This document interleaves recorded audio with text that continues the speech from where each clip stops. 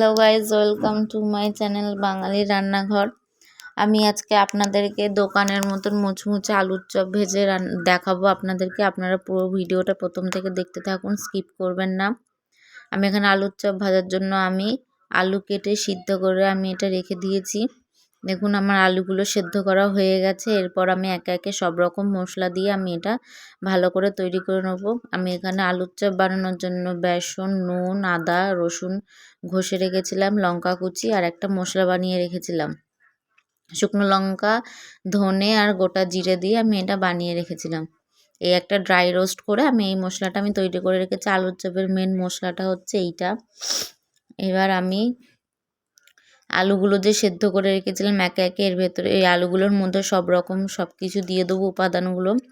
প্রথমে আমি আলুটাকে ভালো করে ম্যাশ করে নেব। দেখতেই পাচ্ছেন আমি হাত দিয়ে আলুটাকে ম্যাশ করছি। আপনারা চাইলে এমনি হাত ছাড়াও ম্যাশ করতে পারেন। তারপর আমি কাঁচা লঙ্কা যে কুচিয়ে রেখেছিলাম সে কাঁচা লঙ্কা কুচি দিয়ে দিচ্ছি। এরপর আমি ওই ভেজে রাখা ড্রাই রোস্ট যে মশলাটা করে রেখেছিলাম সেই মশলাটা দিয়ে দিচ্ছি।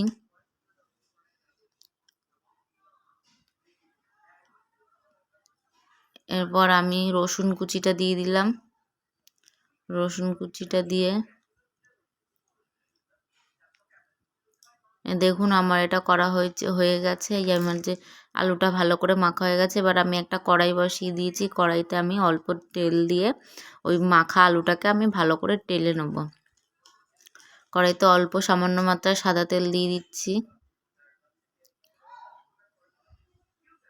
দিয়ে এবার আমি আলুটা দিয়ে দিলাম। এই আলুটাকে আমি তেলের মধ্যে ভালো করে ভাজা করে নেড়ে নেব।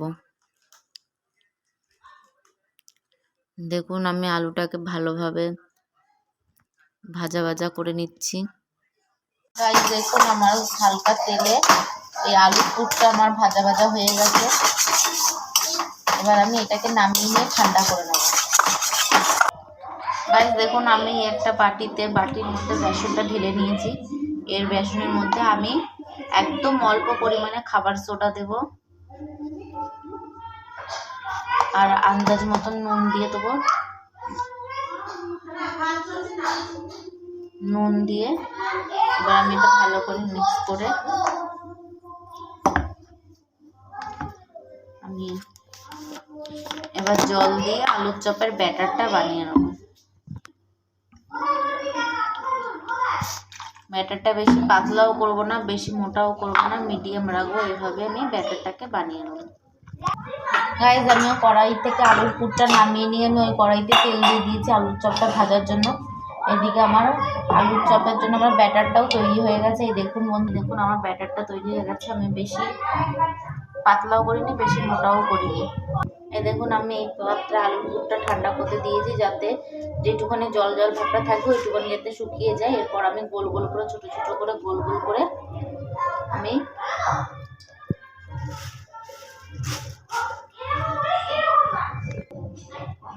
এখানে এই দেখুন গোল করে কেটে একটা ক্যারি প্যাকেটের ওপরে প্লাস্টিকের ওপরে আমি এরকম চাপা দিয়ে কোনো একটা পাত্র দিয়ে আমি এরকম চেপে দেবো।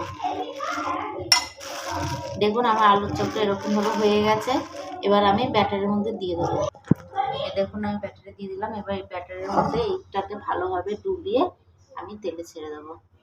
আপনারা আমাদের মতন প্রসেসটা ভালো করে ফলো করুন, একটু স্কিপ করে যাবেন না, তাহলে দেখবেন আমাদের মতন করতে পারছেন। দেখুন বন্ধুরা আমার তেলটা গরম হয়ে গেছে। এবার আমি একটা করে আলুর চপগুলো ভেজে নিচ্ছি।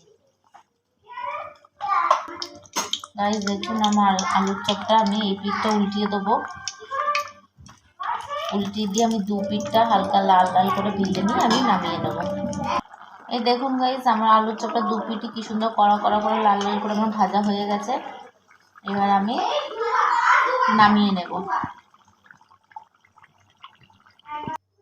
দেখুন গাইস আমার সব আলুর চপগুলো ভাজা হয়ে গেছে। আপনারা আমার মতন আমার ভিডিওটা ফলো করে ভাজবেন, দেখবেন পুরো দোকানের মতন মুচমুচে আলুর চপ হবে। আর আমার ভিডিওটা ভালো লেগে থাকলে লাইক, কমেন্ট আর শেয়ার করবেন আর সাবস্ক্রাইব করতে ভুলবেন না। আর আমার ভিডিও দেখে আপনারা বাড়িতে খেয়ে দেখবেন কেমন লাগে আমাকে কমেন্টে জানাবেন।